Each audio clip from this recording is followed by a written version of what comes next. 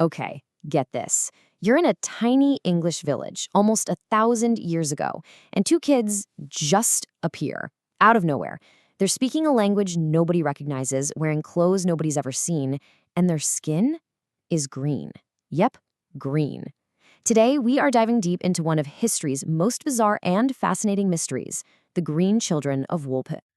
And look, this isn't some made-up fairy tale. This is something that actual villagers in 12th century England claimed they saw with their own eyes.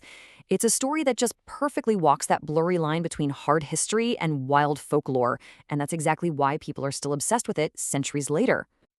So let's just quickly break down the core of this puzzle, right? These are the key details that were written down way back when.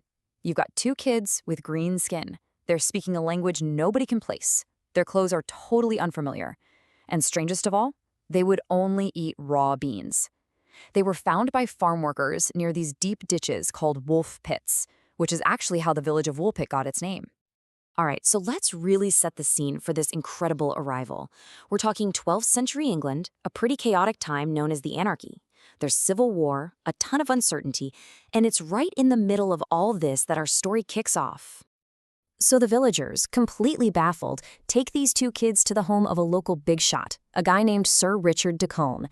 They offer them all sorts of food, but the children refuse everything. That is, until they're shown some raw, broad beans. Then they just devour them. And really, the mystery was just getting started. So you might be wondering, how on earth did this local story manage to stick around for all these centuries?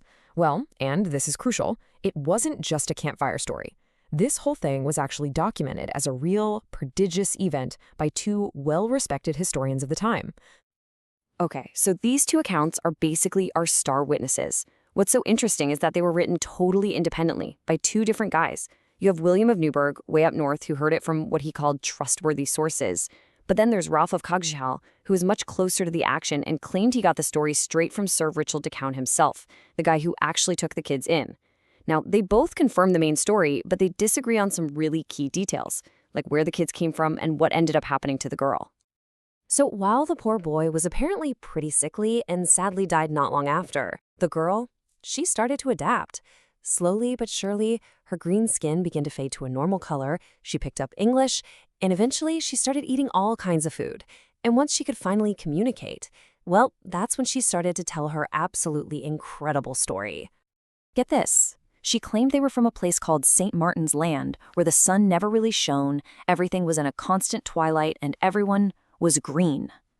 She said they were out herding their father's flock, heard this loud sound like bells, followed the animals into a cave, and the next thing they knew, they were blinking in the bright sun of Woolpit. So what was the real story? This is where everything splits, and you have to choose a path: the fantastical or the rational. All right, let's have some fun and go down the fantastical path first. For hundreds of years, people have looked at this story and seen absolute proof of something beyond our world. You know, for people back then, this wasn't about aliens from outer space. It was about the other world, the realm of fairies that they believed existed right alongside our own. And every single detail seemed to fit their beliefs perfectly. Stumbling out of a cave? Check. A weird diet of beans, which folklore sometimes linked to the dead? Check. A mysterious homeland? It all pointed to one thing: an encounter with supernatural beings. And this is just a brilliant example of how a legend can become a sort of canvas for whatever new ideas are floating around. As people's beliefs changed, so did the explanations for the green children. Fast forward to the 20th and 21st centuries and the fairies get a modern upgrade. Now they're aliens. The story is often pointed to as one of the very first alien encounter stories in history.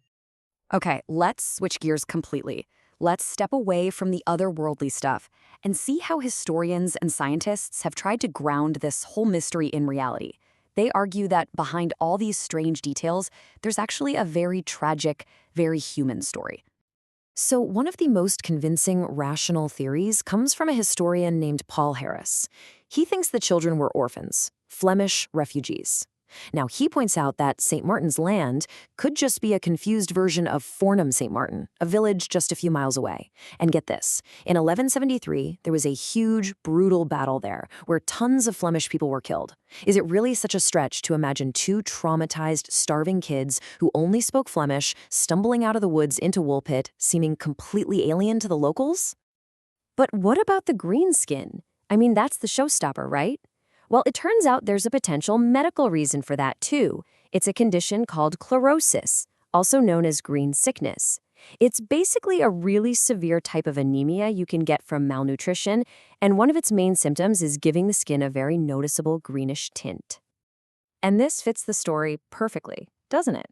The kids show up, clearly starving, eating nothing but beans. Then, once they're taken in and given a healthy, balanced diet, their health gets better, and the green color goes away.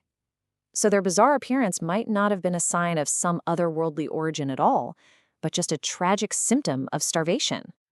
Now, there's another more modern and much darker theory that kind of combines all these rational ideas. What if the kids were escaped slaves from an illegal copper mine?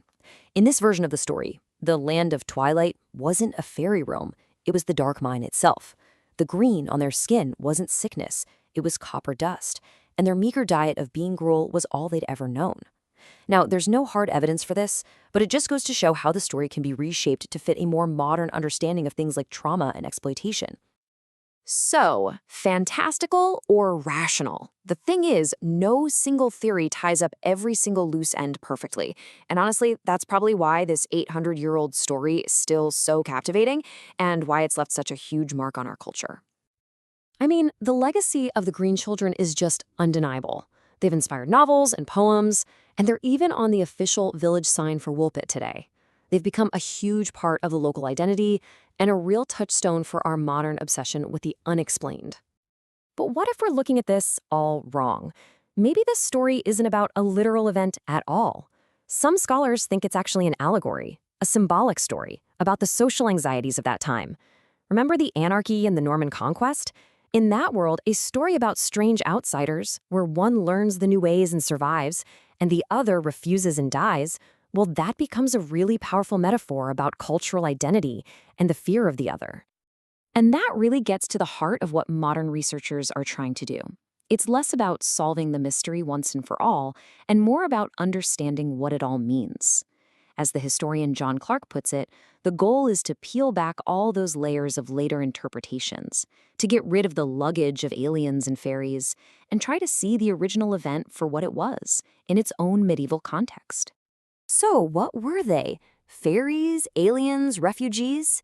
You know, in the end, the real power of this legend might be that it tells us less about two lost children from the 12th century and a whole lot more about ourselves and our own need to explain the unexplainable.